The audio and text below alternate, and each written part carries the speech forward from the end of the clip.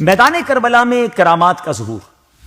اللہ کریم نے امام علی مقام امام حسین رضی اللہ تعالیٰ عنہ کو بے شمار کرامات سے نوازا تھا، جن کا ظہور میدان کربلا میں بھی ہوا۔ کربلا کے میدان میں ایک موقع پر جب امام علی مقام رضی اللہ تعالیٰ عنہ مسلمانوں کے درمیان خطبہ ارشاد فرما رہے تھے تو اسی دوران بد زبان یزیدی مالک بن عروہ نے خیموں کی حفاظت کے لیے خندق میں لگائی گئی آگ کو دیکھ کر کہا، اے حسین، آپ نے دوزخ کی آگ سے پہلے یہی آگ لگا لی، معاذ اللہ۔ امام حسین رضی اللہ تعالیٰ عنہ نے اس بدبخت کو جواب دیتے ہوئے فرمایا، کذبت یا عدو اللہ، اے خدا کے دشمن، تو جھوٹا ہے، تجھے یہ گمان ہے کہ میں دوزخ میں جاؤں گا اور تو جنت میں جائے گا۔ مسلمانوں کی صف میں سے حضرت مسلم بن اوسجہ رضی اللہ تعالیٰ عنہ کو مالک بن عروہ کے کلمات بہت ناپسند لگے، انہوں نے امام علی مقام سے اس بد زبان کے منہ پر تیر مارنے کی اجازت طلب کی، جس پر آپ نے انہیں یہ کہہ کر خاموش کر دیا کہ میری طرف سے جنگ کی ابتدا نہیں کی جائے گی۔ ناظرین غور کریں، اتنی بڑی بدبختی، اتنی بڑی معاذ اللہ گستاخی کی گئی، مگر آپ نہیں چاہتے تھے کہ آپ کی طرف سے انیشیٹ لیا جائے، جنگ آپ کی طرف سے شروع۔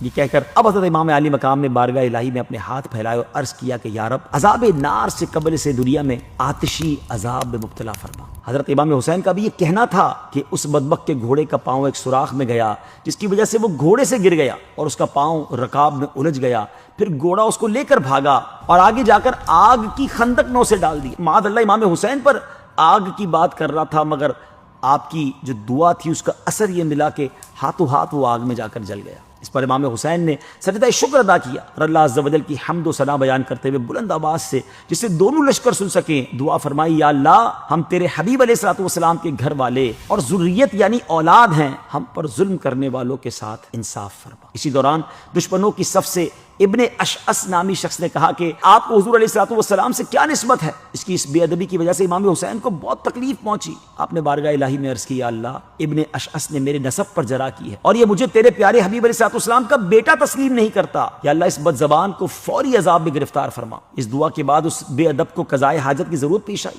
وہ گھوڑے سے اتر کر ایک طرف بھاگا کہ کسی جگہ جا کر قضائے حاجت کرے، اپنے لباس کو اتارا تو ایک سیاہ بچھو نے اس کی شرمگاہ میں ڈنک مارا، اسی حالت میں نجاست آلود زمین پر گرا اور اس کی جان نکل گئی۔ ناظرین، واقعات سے معلوم ہوتا ہے کہ آل رسول اللہ کی بارگاہ میں کس قدر و منزلت والے ہیں۔ صرف دعا مانگنے کی دیر ہوتی تھی اور دشمنان آل رسول چندی لبوں میں موت کی گھاٹ اتر جاتے تھے۔ اللہ پاک ہمیں بھی آل رسول کا ادب و احترام کرنے اور ان کی طرح دین اسلام کی خاطر اپنا سب کچھ قربان کرنے کا جذبہ عطا فرمائے۔ آل رسول کی کیا بات ہے!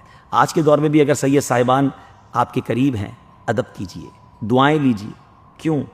اعلیٰ حضرت لکھتے ہیں نا، تیری نسل پاک میں ہے بچہ نور کا، تو ہے عین نور، تیرا سب گھرانہ نور کا۔